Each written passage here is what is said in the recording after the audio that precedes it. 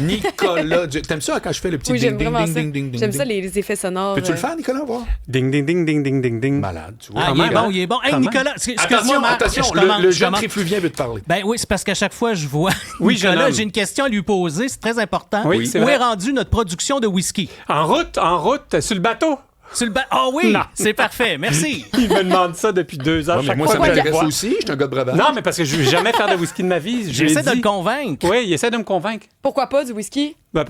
Pourquoi? Ben, je sais pas. Ben voilà. OK. C'est réglé. Super discussion, là! Ça a On m'a dit, été on pourrait aller vite, les sujets. universitaire, cette Bang! affaire-là. Prochain sujet.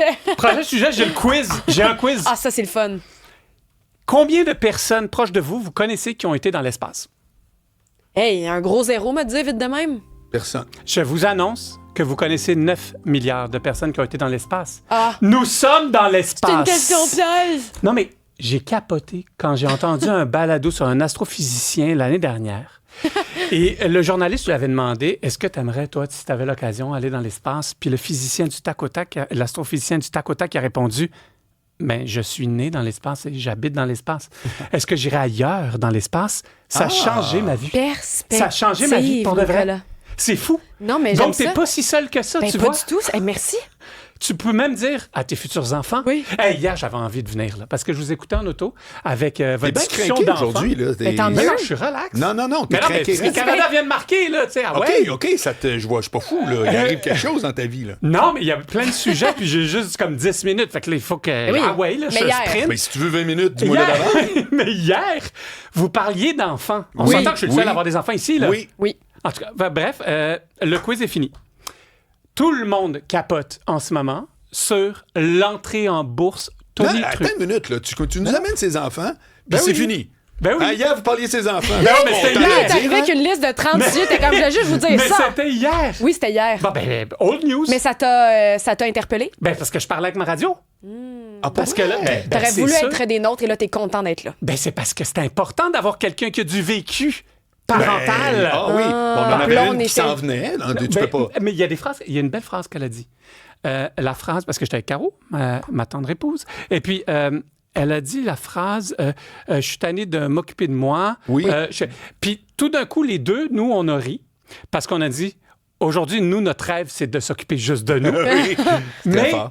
ultimement, quand on donnait le bain aux enfants, puis on voyait qu'ils étaient tout cute, tout propres, on était comme, ouais, c'est vrai. C'est vrai que c'est un sacrifice ultime être parent, mais wow, que c'est le fun d'être parent aussi. Tu sais? Donc, J'en voilà. doute pas. Est-ce Ben, que j'ai bravo. le droit d'aller à un autre sujet? Ou... Tu fais ce que tu veux, man. Parlons de soupe ton quinoa. Non, non. J'étais prête. Bon. Tout le monde capote sur l'entrée en bourse tonitruante de SpaceX. SpaceX. Oui. Moi, j'ai une inquiétude. J'y vais à la fin. Cependant, hier, j'étais pathologiste et devin. Aujourd'hui, je suis astronaute. Amateur. Chanceux. OK? Hey, t'as tellement de jobs. Tout ça, tout ça Il y a pour 12 dire... chapeaux et pas Non, de cheveux. mais c'est fou. Ouais. Mais j'ai une grande inquiétude. Ah. On va retourner un peu dans l'histoire, OK? Dans les années 50, on aime ça, les années 50. Il y avait des milkshakes et des jukebox dans les restaurants. Et dans les années 50, bon, ben, en pleine guerre froide, il y a l'URSS puis les États-Unis qui cherchent une manière de se battre sans se battre face à face, en quelque sorte. Et à un moment donné, ben, en 1957, les États-Unis se réveillent. C'est le choc ultime. Il y a Sputnik 1, le premier satellite artificiel, on s'entend, qui a orbité autour de la Terre 91 ou 92 jours, qui a été lancé par l'URSS. Les États-Unis capotent, là, ils sont en retard, là, Ouais. big time. C'est le début de la conquête de l'espace. Quelques années plus tard, Yuri Gagarin, en 61, premier cosmonaute russe, premier être humain qui fait un tour dans l'espace, lui aussi. Là, les États-Unis sont sous le choc. John F. Kennedy fait un discours légendaire à l'université, bien sûr que je ne me rappelle plus, en Californie, mais bref, et il dit « We choose to go to the moon ». On décide d'aller sur la Lune. Là, le monde sont comme « Il est tombé sur la tête, lui. Aller sur la Lune ». Ben, guess what? En 1969, Neil Armstrong dépose le pied sur la Lune. Et là, les États-Unis ont, en quelque sorte, un pas d'avance sur l'URSS. Et depuis, eh bien, on a utilisé cette fameuse conquête spatiale, surtout les fameux milliards qu'on investit, sous le couvert de la recherche scientifique. C'est le fun de dire, tu sais quoi, on va mettre des milliards de dollars pour aller dans l'espace, mais on va trouver des médicaments, on va développer des matériaux. Le velcro. On va, Allez, ouais, hop. des velcro. Et effectivement, tu sais, il y a quand même plusieurs inventions très importantes pour l'histoire de l'humanité qui ont été faites grâce à ces voyages-là. Cependant, on va pas se mentir, aujourd'hui, c'est 3 pays, c'est 2,5 pays qui dominent totalement l'espace. C'est les États-Unis, bien sûr, c'est la Chine et la Russie. L'ancienne URSS, une partie Tu mets pas le fusée Ariane là-dedans? Ça te... Non? Alors, En il y a France? Alors, c'est intéressant ce que tu dis parce qu'il y a aussi le fameux bras canadien. Il y a plusieurs pays qui ont des programmes spatiaux. Le Japon aussi, il ne faut pas sous-estimer. L'Inde, le Pakistan. Cependant, ils n'ont pas de velléité ils ont d'aller peut-être 10 ailleurs. Ouais, je te parce suis, que je te les suis. deux autres ont 90 OK. Mais là, il y a un point qui est très intéressant avec l'espace, parce qu'il y a beaucoup de monde qui se demande pourquoi on va dans l'espace. Puis Thomas White, un général américain, dans les années 50, il a dit « Qui contrôle l'espace contrôle la Terre ». Quand même puissant comme phrase. Puis effectivement, on sous-estime grandement l'importance des satellites. Les satellites, ça contrôle l'Internet, les données GPS, les transactions bancaires, et surtout la surveillance militaire. Mais en 1967, on s'est dit, on va se calmer le pompon, on va faire un traité. On est fort sur les traités des êtres humains. Le traité sur l'espace extra-atmosphérique, donc en haut de 100 km, et pour dire qu'il n'y a aucun pays peut posséder l'espace. On arrive à mon inquiétude. Aujourd'hui, effectivement, il n'y a aucun pays qui contrôle l'espace. Il y a un être humain qui contrôle l'espace. Elon Musk.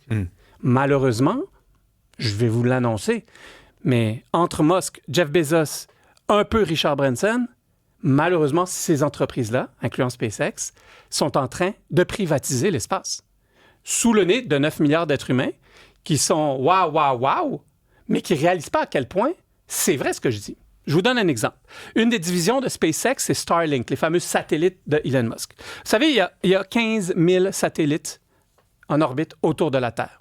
Vous savez combien Starlink possède de ces satellites-là? Sur les 15 000 Ouais. totaux qui appartiennent à tout le monde. Qui appartiennent à toutes... Il y a des entreprises, J'ai il y a lu des le pays. livre, c'est là. drôle, hein? J'ai vu le Ouais. chiffre il n'y a pas longtemps, puis je l'ai totalement oublié. 16 000? 10 000. OK, Il il y a a 66 des satellites autour de la Terre qui lui appartiennent Donc, directement. elle a la main mise sur beaucoup d'informations. Il a c'est la ça main que tu veux mise dire. sur toutes les informations. Rappelle-toi quand l'Ukraine voulait pouvoir, sur le champ de bataille, Absolument. avoir de meilleures communications. Ouais.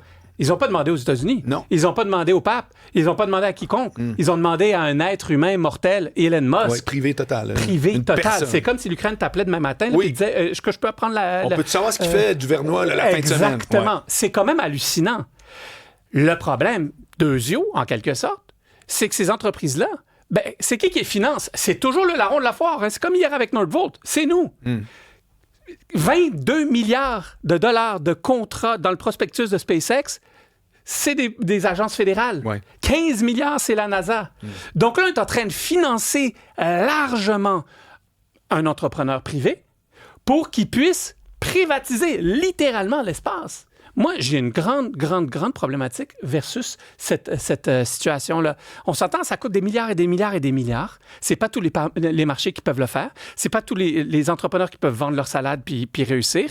Et je n'enlève rien à Elon Musk en réinventant littéralement Non. là, la manière de réutiliser une fusée. C'est vraiment ça qui a tout C'est changé. hallucinant de me parler cette semaine. Exactement, c'est ce qui a tout changé. Ouais. Il mérite en quelque sorte sa position. Mais moi, je me mets toujours un peu sous l'égide des Nations Unies, en quelque sorte, sous le rêve des Nations Unies, parce que c'est effectivement en ce moment. Et puis je me dis, mais tu sais, c'est quand même un bien de l'humanité. C'est quand même un espace où on ne devrait pas avoir de géopolitique, puis de politique, puis de guéguerre, puis de lobby. Ouais, mais tu veux toujours bien qu'il se passe de quoi pareil. On veut qu'il se passe de quoi, mais tu sais, justement, est-ce qu'on pourrait pas développer une approche à la casque bleue quand ça marchait? Ouais. Je le sais que je suis utopique. Non, énormément. Écoute, Mais il y a quand même bien. d'autres compagnies qui essaient de contrecarrer ça en devenant des chefs de file en lancement de satellites. Parce que là, Elon Musk, il est bon dans les deux, dans la production des satellites puis dans le lancement. Puis on a des compagnies ici, comme à Saint-Hubert. Je me rappelle plus exactement le nom de la compagnie, mais lui se spécialise là-dedans. Il vient d'avoir un contrat en partenariat avec le gouvernement du Canada pour devenir un chef de file pan-canadien pour lancer des satellites. Donc, ce qui va se passer, c'est qu'il va y en avoir plus. Et là, peut-être que la proportion va se réduire avec ce que possède Elon Musk à ce moment-ci. Je te dirais que non. Non, tu penses qu'il va ben, garder... c'est vrai que non, parce que cash is king. Et puis, il n'y a jamais une entreprise au Canada qui va pouvoir lever 1/100 de ce qu'il lève là en un quart d'heure à la bourse. Le gros problème, c'est qu'on n'est pas nécessairement le marché le plus... Tu sais, connaître son rôle. Hein, hier, on parlait de ça, connaître sa position. Là, je dis pas qu'on peut pas avoir des leaders mondiaux. Moi, je connais quelqu'un à Rouyn-Noranda qui est un des plus importants producteurs d'hélices à drones. Là, tu te dis, wow, c'est une niche pas à peu près, mais c'est une niche extrêmement importante. Oui, sûrement, surtout de ce temps-là. Le bras canadien, le Canada avait été très intelligent. Je crois que c'est sous les conservateurs qui avaient décidé ça. Brian Mulroney. Brian, oui. Pas Ben, Brian. Ben, il décide de toutes sortes d'affaires, mais pas de ça. Oui, non, c'est ça. Mais de se spécialiser à mettre toutes nos R&D puis nos billes dans le bras canadien, qui sert énormément, je trouve que c'est intelligent. Mais tout ça pour dire que j'ai une inquiétude. Malgré Ben, tout... tu nous la communiques très bien. Ben, comme Moi, je ta me disais, chronique hey, c'est le d'hier. fun, là, je freak au bout, je vais mal dormir. Merci beaucoup, Nicolas Duvernois.